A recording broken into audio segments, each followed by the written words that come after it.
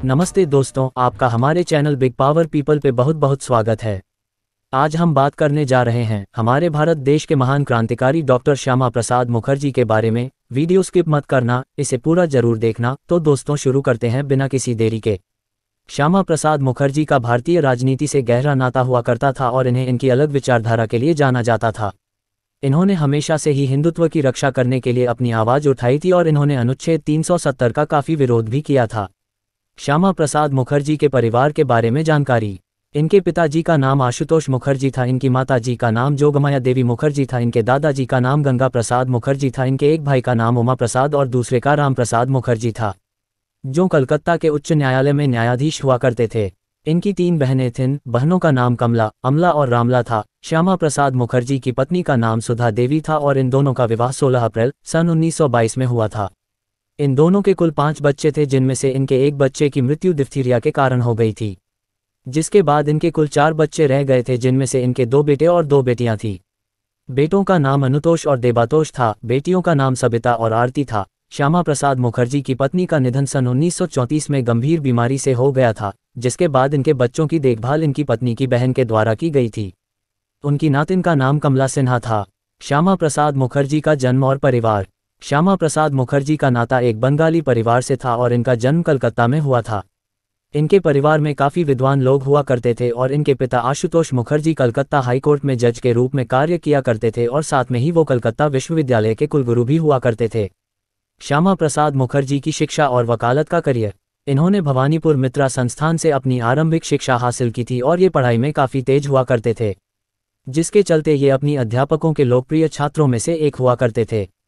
साल 1914 में मैट्रिक परीक्षा को सफलतापूर्वक पास करके श्यामा प्रसाद मुखर्जी ने प्रेसिडेंसी कॉलेज में दाखिल ले लिया था। वे 1916 में इंटर आर्ट्स परीक्षा में 17वें स्थान पर रहे और 1921 में प्रथम स्थान हासिल करते हुए अंग्रेजी में ग्रेजुएशन किया और इसके बाद इन्होंने बंगाली भाषा में एमए की पढ़ाई की थी।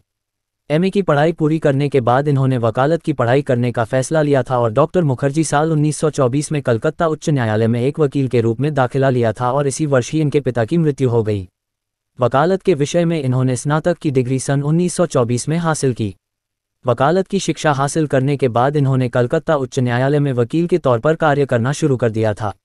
ये सन 1926 में इंग्लैंड चले गए थे और यहाँ पर जाकर इन्होंने बार का अध्ययन करने के लिए लिंकन इन कॉलेज में दाखिला ले लिया था, जिसके बाद सन 1927 में इन्होंने पहले वकील के रूप में कार्य किया था और फिर अंग्रेजी बार के सदस्य बन गए थे। श्यामा प्रसाद मुखर्जी का राजनीति का करियर। सन 1929 में इनका राजनीतिक करियर शुरू हुआ था और इन्होंने इस साल बंगाल विधान परिषद में कलकत्ता विश्वविद्यालय का प्रतिनिधित्व कांग्रेस की ओर से किया था। हालांकि 1 साल बाद ही इन्होंने इस परिषद से इस्तीफा दे दिया था, लेकिन इन्हें एक स्वतंत्र उम्मीदवार के रूप में फिर से निर्वाचित किया गया था। इसके साथ ही 1934 में प्रसाद को कलकत्ता यूनिवर्सिटी के सबसे कम उम्र के वाइस चांसलर की ख्याति प्राप्त हुई।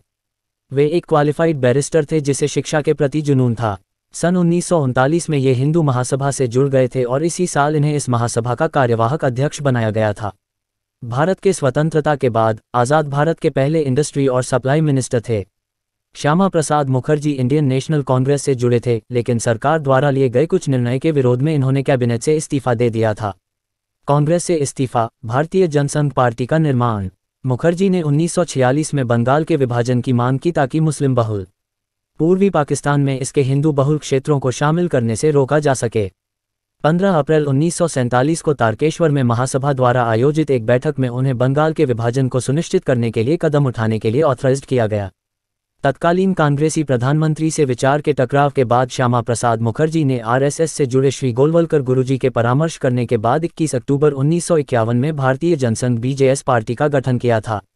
ये पार्टी वर्तमान में भारतीय जनता पार्टी के रूप में हम सभी के सामने है। इस पार्टी को बनाने के साथ ही डॉक्टर मुखर्जी इसके प्रथम अध्यक्ष बन गए थे एवं दीनदयाल उपाध्याय को प्रथम महासचिव नियुक्त किया गया। दीनदयाल लगातार दिसंबर 1967 तक जनसंघ के महासचिव बने रहे।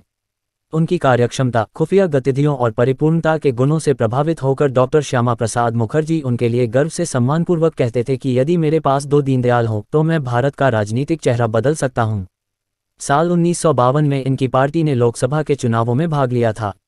इस चुनाव में इनकी पार्टी को 3 सीटों पर जीत प्राप्त हुई थी।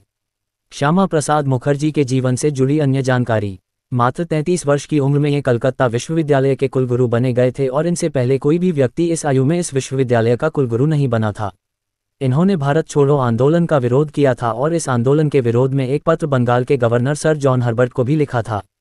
साल 1946 में श्यामा प्रसाद मुखर्जी जी को भारत की संविधान सभा का सदस्य भी बनाया गया था और इन्होंने इस साल ही बंगाल के विभाजन की मांग भी लॉर्ड माउंटबेटन से की थी। आर्टिकल 370 का किया था विरोध। जम्मू कश्मीर राज्य का अलग संविधान बनाने के विरुद्ध श्यामा प्रसाद मुखर्जी ने अपनी आवाज़ उठाई थी। वो इस राज्य के लिए अलग संविधान बनाने के पक्ष में नहीं थे और इसी दौरान इन्होंने इस राज्य का दौरा भी किया था। श्यामा प्रसाद मुखर्जी का निधन। श्यामा प्रसाद मुखर्जी जी ने अपने जीवन की अंतिम सांसें जम्मू कश्मीर राज्य में सन 1953 में ली थी और जिस वक्त इनका निधन हुआ था उस वक्त ये इस राज्य में आर्टिकल 370 का विरोध कर रहे थे और इनको उसी समय हिरासत में ले लिया गया था। किस तरह से हुई मृत्यु? दरअसल आर्टिकल 370 के तहत इस राज्य में सरकार की अनुमति के बिना नहीं जाया जा सकता था और इस चीज़ का विरोध करने के लिए श्यामा प्रसाद मुखर्जी ने 11 मई 1953 में इस राज्य में बिना सरकार की अनुमति के प्रवेश ले लिया था, जिसके चलते इनको गिरफ्तार करके जेल में डाल दिया गया था।